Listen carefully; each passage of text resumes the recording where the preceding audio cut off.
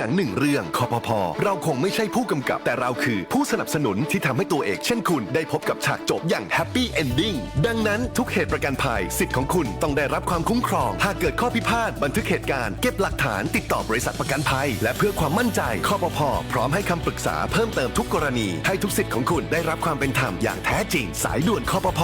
1186 Line Official @OIC Connect คปภ.คุ้มครองผู้ทำประกันภัยประกันภัยคุ้มครองคุณโรคซึมเศร้าเกิดจากความผิดปกติของสมองในส่วนที่มีผลกระทบต่อความคิดอารมณ์ความรู้สึกพฤติกรรมรวมถึงสุขภาพทางกายแต่คนส่วนใหญ่มักจะนึกถึงแค่เพียงอาการหรือสภาพจิตใจที่เปลี่ยนไปจึงคิดว่าโรคซึมเศร้าเกิดจากความผิดหวังได้รับการกระทบกระเทือนทางจิตใจแต่ในความเป็นจริงแล้วโรคซึมเศร้าเป็นโรคที่เกิดจากความไม่สมดุลของสารสื่อประสาทจำเป็นที่จะต้องได้รับการรักษาจากจิตแพทย์และต้องบำบัดอย่างถูกวิธีหรืออาจจะต้องใช้ยาในการรักษาร่วมด้วยลองสังเกตตนเองและคนรอบข้างสักนิดว่าเขาข่ายเป็นโรคซึมเศร้าหรือไม่ด้วยความปรารถนาดีจากสำนักงานประชาสัมพันธ์ที่ 3 กรมประชาสัมพันธ์อยากมีทะเบียนรถเลขสวยเสริมภาพลักษณ์เสริมความมั่นใจต้องไม่พลาดสำนักงานขนส่งจังหวัดแพร่ขอเชิญร่วมประมูลทะเบียนรถเลขสวยหมวดอักษรกอไก่นอนหนูกิจการก้าวหน้านำพารุ่งเรือง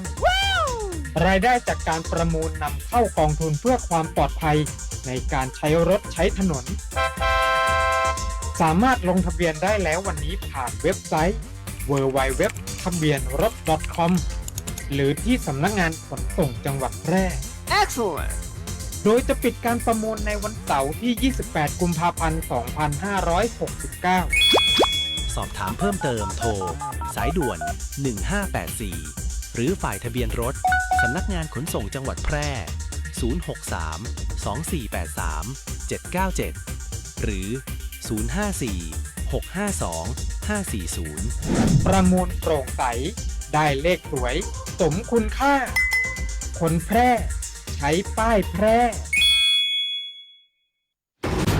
ทุกวันนี้มิจฉาชีพมาในหลายรูปแบบทั้งข้อความ SMS อีเมลหรือแม้แต่บนโซเชียลมีเดียอย่าหลงเชื่ออย่าเผลอกดลิงก์ที่น่าสงสัยเด็ดขาดเพราะอาจทำให้คุณสูญเสียทรัพย์สินได้หากไม่แน่ใจหรือมีข้อสงสัยติดต่อแบงก์ชาติโทร 1213 แบงก์ชาติห่วงใหญ่เตือนภัยการเงินย้ำอีกครั้งแบงก์ชาติโทร 1213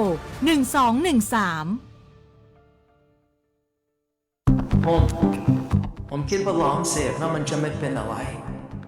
แต่ตอนนี้ผมเสียทั้งความไว้ใจและเสียอนาคตชีวิตอาจพลาดแต่ไม่ควรถูกทิ้งผู้ติดยาเสพติดสามารถเข้ารับการบำบัดรักษาและฟื้นฟูในสถานพยาบาลของรัฐเพื่อเริ่มต้นชีวิตใหม่ได้อีกครั้งพลาดได้รักษาได้ชีวิตไปต่อด้วยความปรารถนาดีจากสำนักงานประชาสัมพันธ์ที่ 3 กรมประชาสัมพันธ์ คุณกำลังฟัง FM 91 MHz สวท แพร่ ให้ความรู้คู่ความสุข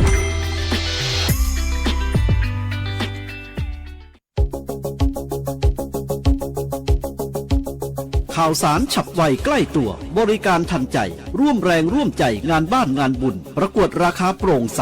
และติดตามสภาพอากาศประจำวันโดยทีมข่าวสวท แพร่ FM 91 MHz สถานีข่าวดีของประชาชนคนเมืองแพร่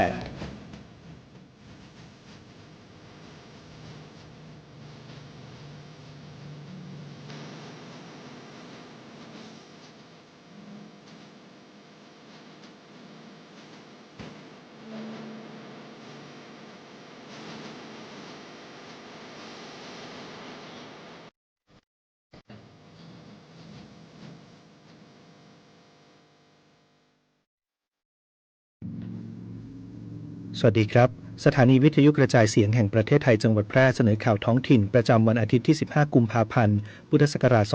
2569 โดยมีหัวข้อข่าวดังนี้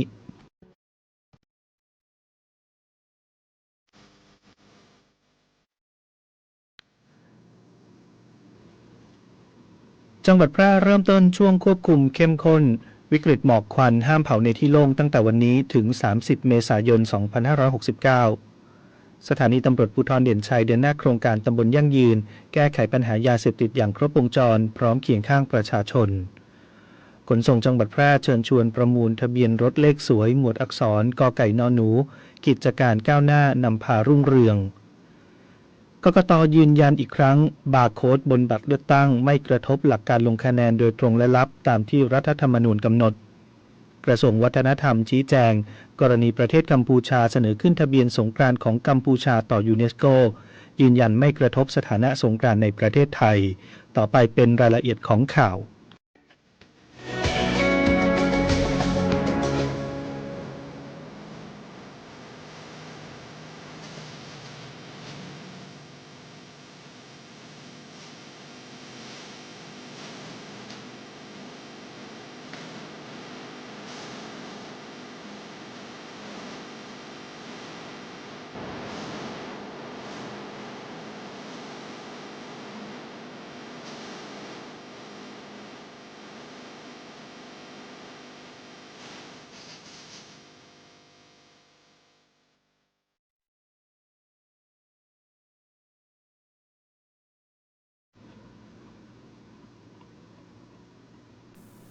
จังหวัดแพร่เริ่มต้นช่วงควบคุมเข้มวิกฤตหมอกควันห้ามเผาในที่โล่งตั้งแต่วันนี้ถึง 30 เมษายน 2569 ฝ่าฝืนมีโทษตามกฎหมายจังหวัดแพร่เริ่มต้นมาตรการควบคุมไฟป่าและการเผาในที่โล่งประจำปี 2569 ทุกพื้นที่ในจังหวัดแพร่ในวันนี้ตามประกาศจังหวัดที่ได้กำหนดช่วงควบคุมเข้มข้นวิกฤตหมอกควันตั้งแต่วันที่ 15 กุมภาพันธ์ถึง 30 เมษายน 2569 รวมระยะเวลา 75 วันเพื่อป้องกันและแก้ไขปัญหาฝุ่นละอองจากไฟป่าและการเผาในที่โล่ง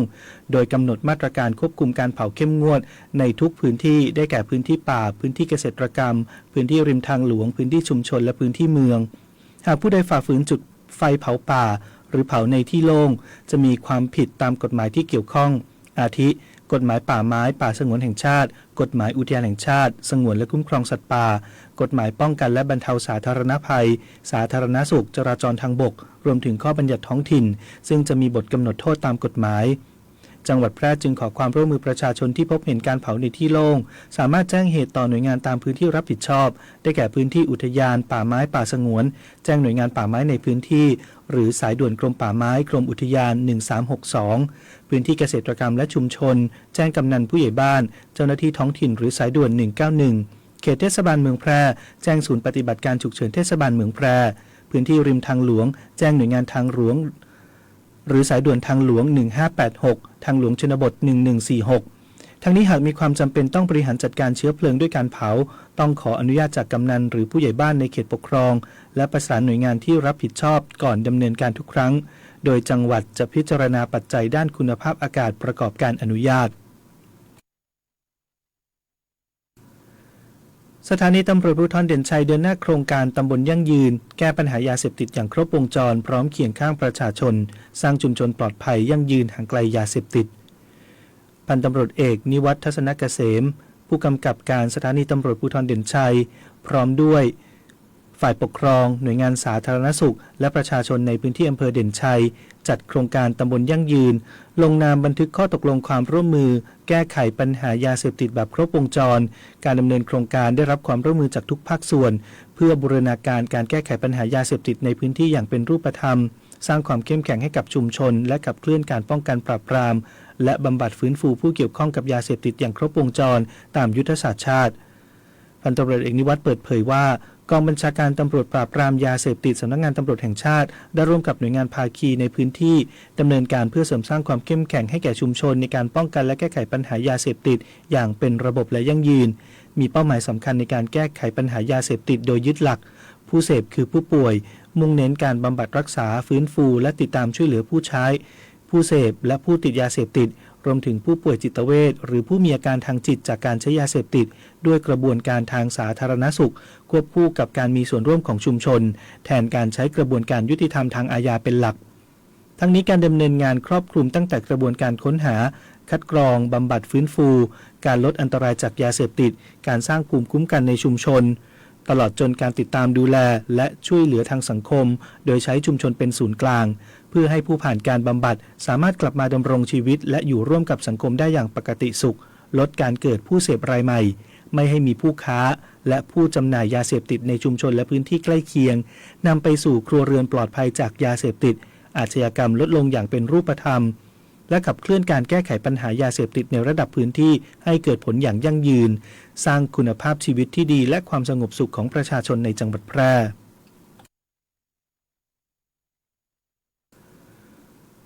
ขนส่งจังหวัดแพร่เชิญชวนประมูลทะเบียนรถเลขสวยหมวดอักษรกไก่นอหนูกิจการก้าวหน้านำพารุ่งเรือง301หมายเลขเสริมมงคลชีวิตสำนักงานขนส่งจังหวัดแพร่โดยนางสาวดารารัตน์ดาวเวียงกันขนส่งจังหวัดแพร่แถลงข่าวเตรียมจัดงานประมูลหมายเลขทะเบียนรถซึ่งเป็นที่ต้องการหรือเป็นที่นิยมของประชาชนสำหรับรถยนต์นั่งส่วนบุคคลไม่เกิน7คนประจำปีงบประมาณ2569ในหมวดอักษรกไก่นอหนูจำนวน301หมายเลขซึ่งการประมูลในครั้งนี้จัดขึ้นภายใต้ความหมายมงคลของหมวดอักษรกไก่นอหนูคือกิจการก้าวหน้านำพารุ่งเรืองโดยรายได้จากการประมูลหมายเลขทะเบียนรถทั้งหมดจะนำเข้ากองทุนเพื่อความปลอดภัยในการใช้รถใช้ถนนเพื่อใช้เป็นทุนสนับสนุนและส่งเสริมด้านความปลอดภัยรวมถึงให้ความช่วยเหลือผู้ประสบภัยที่เกิดจากการใช้รถใช้ถนนสามารถประมูลป้ายทะเบียนรถเลขสวยโดยลงทะเบียนได้แล้วตั้งแต่บัดนี้เป็นต้นไปจนถึงวันที่28กุมภาพันธ์2569ผ่านเว็บไซต์ www.ทะเบียนรถ .com หรือที่สำนักงานขนส่งจังหวัดแพร่และสำนักงานขนส่งจังหวัดแพร่ทุกสาขาและประมูลทางอินเทอร์เน็ตผ่านเว็บไซต์ www.ทะเบียนรถ .com หรือเข้าร่วมประมูลด้วยตนเองในวันที่28กุมภาพันธ์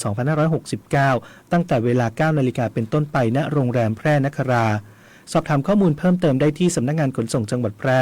หมายเลขโทรศัพท์054-652-544กองทุนเพื่อความปลอดภัยในการใช้รถใช้ถนนโทรศัพท์088-253-1390ฝ่ายทะเบียนรถโทรศัพท์054-652-540และ063-248-3797หรือใช้ด่วนกรมการขนส่งทางบก1584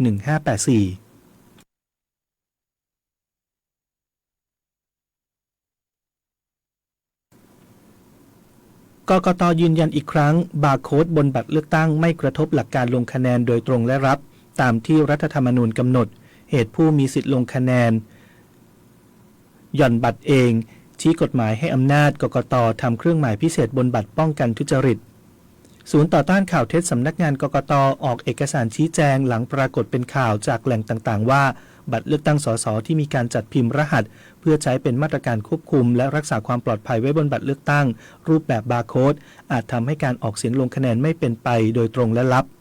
โดยกกต.ชี้แจงว่าในกระบวนการออกเสียงลงคะแนนเลือกตั้งสสครั้งนี้เป็นการออกเสียงโดยตรงและลับตามที่กำหนดไว้ในรัฐธรรมนูญกล่าวคือผู้มีสิทธิเลือกตั้งต้องมาใช้สิทธิ์ด้วยตนเองลงคะแนนในคูหาเพียงลำพังและหย่อนบัตรด้วยตนเองโดยผู้มีสิทธิเลือกตั้งห้ามเปิดเผยหรือถ่ายภาพบัตรเลือกตั้งที่ลงคะแนนแล้วว่าตนเองลงคะแนนให้ผู้ใดอันเป็นหลักประกันความเป็นอิสระและความปลอดภัยของผู้ใช้สิทธิเลือกตั้ง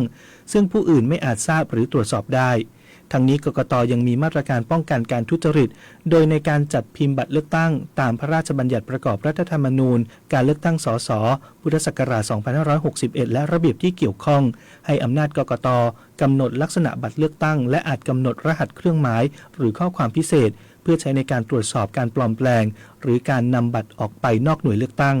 รหัสดังกล่าวมีวัตถุประสงค์เพื่อควบคุมจำนวนบัตรแยกประเภทบัตรตามเขตและป้องกันการทุจริตนอกจากนี้ภายหลังการนับคะแนนบัตรเลือกตั้งต้นขั้วและเอกสารที่เกี่ยวข้องกับการเลือกตั้งจะถูกจัดเก็บใส่ถุงใสปิดผนึกรัดด้วยสายรัดพร้อมลงลายมือชื่อกำกับและเก็บไว้ในหีบบัตรที่มีการปิดผนึกอีกชั้นหนึ่งโดยห้ามผู้ใดเปิดหีบดังกล่าวพร้อมนำไปเก็บรักษาในสถานที่มั่นคงปลอดภัยตามระเบียบของกกต.ดังนั้นการกำหนดรหัสบนบัตรเลือกตั้งเป็นมาตรการป้องกันปลอมแปลงและการป้องกันการทุจริตมิได้กระทบต่อหลักการลงคะแนนโดยตรงและลับตามรัฐธรรมนูญผู้มีสิทธิเลือกตั้งจึงสามารถใช้สิทธิ์ได้อย่างมั่นใจว่าคะแนนเสียงของตนจะได้รับการคุ้มครองตามกฎหมายทุกประการกระทรวงวัฒนธรรมชี้แจงกรณีประเทศกัมพูชาเสนอรายการ โมหาสังกรานต์ชนำทเมย The Traditional Khmer New Year in Cambodia ต่อยูเนสโกยืนยันไม่กระทบสถานะสงกรานต์ในประเทศไทยที่ได้รับการขึ้นทะเบียนแล้วนางยุทธิกาอิสรางกูลณอยุธยาอธิบดีกรมส่งเสริมวัฒนธรรมเปิดเผยถึงกรณีที่ปรากฏกระแสข่าวในสื่อสังคมออนไลน์เกี่ยวกับการที่ประเทศกัมพูชาเสนอรายการโมหาสังกรานต์ชนำทเมย The Traditional Khmer New Year in Cambodia เข้าสู่กระบวนการพิจารณาเป็นรายการตัวแทนมรดกวัฒนธรรมที่จับต้องไม่ได้ของมนุษยชาติต่อยูเนสโกว่า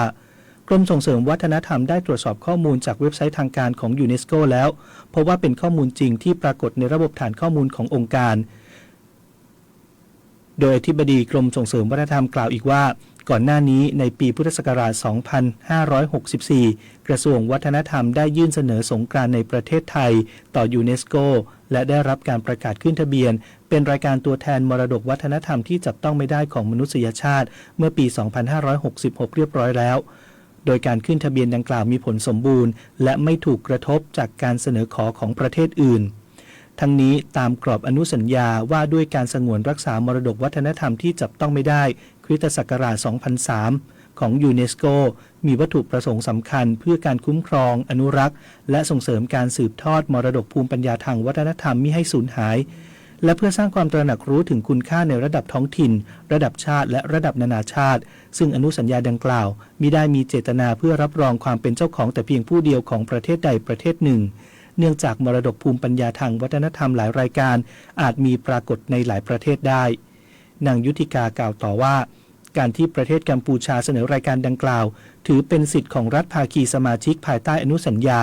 โดยการพิจารณาจะมุ่งเน้นที่การปฏิบัติการแสดงออกและการมีส่วนร่วมของชุมชนภายใต้อาณาเขตของประเทศผู้เสนอ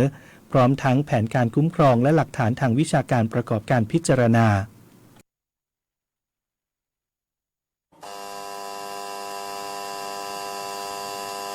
3 6 5นี่ไม่ใช่ตัวเลขเสี่ยงโชคแต่อยากให้ปักหมุดตัวเลขนี้ไว้เพื่อการตระหนักและสร้างจิตสำนึกในการป้องกันหมอกควันไฟป่าให้365วันตลอดทั้งปีเป็นช่วงเวลาของการป้องกันหมอกควันไฟป่าเพื่อคุณภาพอากาศที่ดีต่อสุขภาพหมอกควันไฟป่าจะได้เบาบางลงจนกลายเป็นหมอกจางๆและค่อยๆเลือนหายไป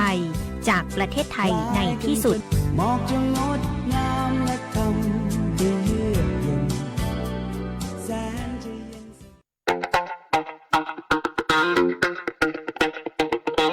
จากอาหารไทยมวยไทยดนตรีไทยไปจนถึงเทศกาลไทยและงานศิลปะไทยวันนี้ซอฟต์พาวเวอร์ทั้ง 14 สาขากำลังส่งพลังครั้งใหญ่ไม่ใช่แค่ผลักดันวัฒนธรรมสู่ระดับโลกแต่คือฟันเฟืองสำคัญที่ขับเคลื่อนเศรษฐกิจไทยให้ก้าวไปข้างหน้าสร้างโอกาสสร้างอาชีพกระจายรายได้สู่ชุมชนและพี่น้องประชาชนโดยตรงเปลี่ยนต้นทุนทางปัญญาให้กลายเป็นสินค้าวัฒนธรรมนำผลกำไรสู่ประเทศซอฟต์พาวเวอร์ไทยเศรษฐกิจกินได้เพื่อชีวิตที่ดีขึ้นของคนไทยทุกคนสำนักงานประชาสัมพันธ์ที่ 3 กรมประชาสัมพันธ์กฎหมายง่ายจังแค่ฟังก็เข้าใจโดยสำนักงานกิจการยุติธรรมตอนคนบ้าไม่ต้องรับโทษทางอาญาอ้าวเธอ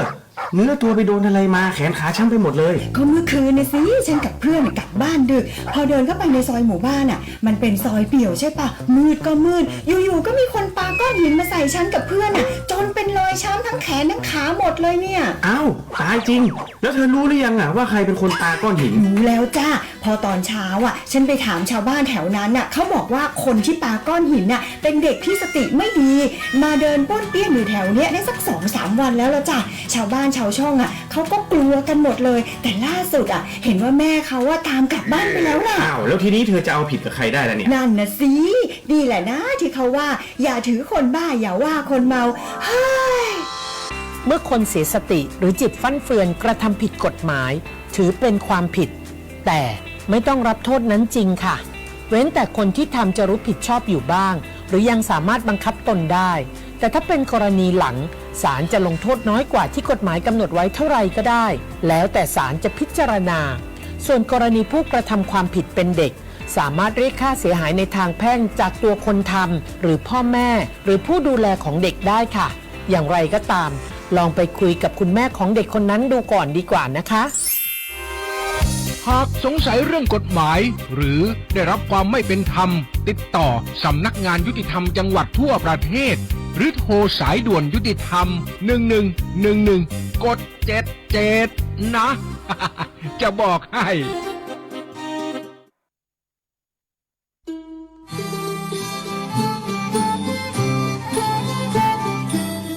จากการวางรากฐานของเจ้าหลวงพิริยะเทพวงศ์เมืองแต่เฮาจึงรุ่งเรืองจนถึงกวนนี้ห่วมรำลึกคุณูปการเจ้าหลวงเมืองแต่องค์สุดท้ายในงานน้อมรำลึกเจ้าหลวงพิริยะเทพวงศ์วันอังคารที่17 กุมภาพันธ์ 2569 ณ พิพิธภัณฑ์เมืองแปดคุ้มเจ้าหลวงภาคเจ้าเวลา 8 โมงพิธีบวงสรวงและพิธีทักษิณานุปทานถวายเจ้าหลวงพิริยะเทพวงศ์ภาคค่ำเวลา 5 โมงแลงเป็นต้นไปชมขบวนแห่เครื่องสักการะขบวนฟ้อนถวายและการแสดงแสงเสียงรำลึกเจ้าหลวงพิริยะเทพวงศ์พิเศษฮับชมการเปิดตัวซีรีส์เสน่ห์รักนักปรุงเดอะซีรีส์ในรูปแบบของหนังกลางแปลงเจ้าเมืองแต่ห่วมใจน้อมรำลึกพระกรุณาสักการะเจ้าหลวงเมืองแต่องค์สุดท้ายขับขี่ปลอดภัยเมืองไทยไร้อุบัติเหตุด้วยความปรารถนาดีจากสถานีวิทยุกระจายเสียงแห่งประเทศไทยจังหวัดแพร่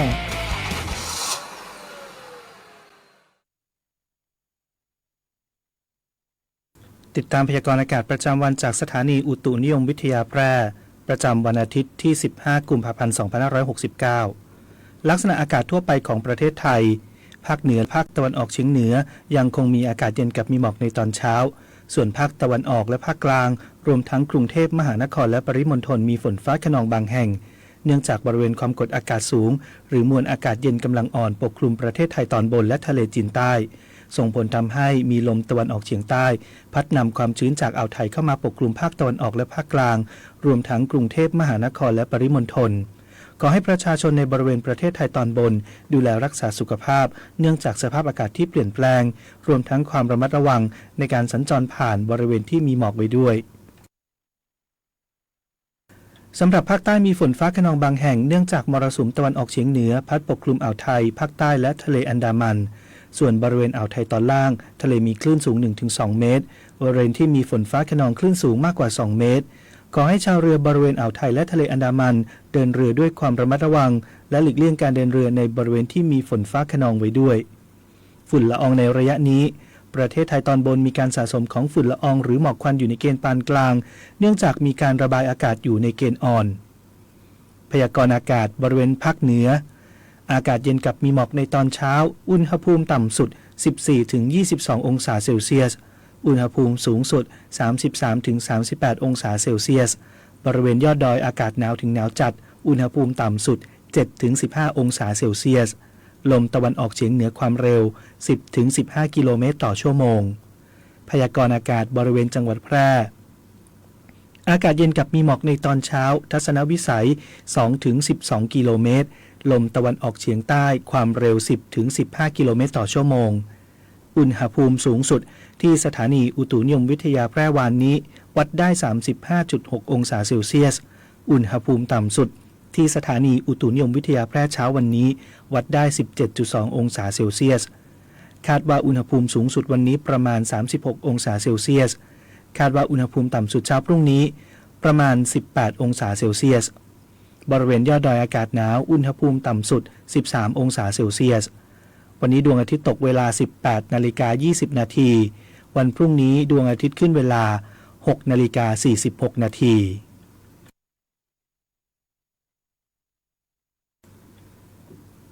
การจะเป็นคนที่เก่งจริงและดีแท้นั้นต้องเป็นให้ตลอดไม่ว่าจะอยู่ณที่ใดในฐานะใดก็ตามต้องตั้งตัวตั้งใจให้มั่นคงหนักแน่นที่จะประพฤติตนปฏิบัติงานทุกอย่างโดยยึดมั่นในความดีและความถูกต้องเสมอไปพระบรมราโชวาทพระบาทสมเด็จพระเจ้าอยู่หัวจบข่าวธนชัยสุวรรณากาศอ่าน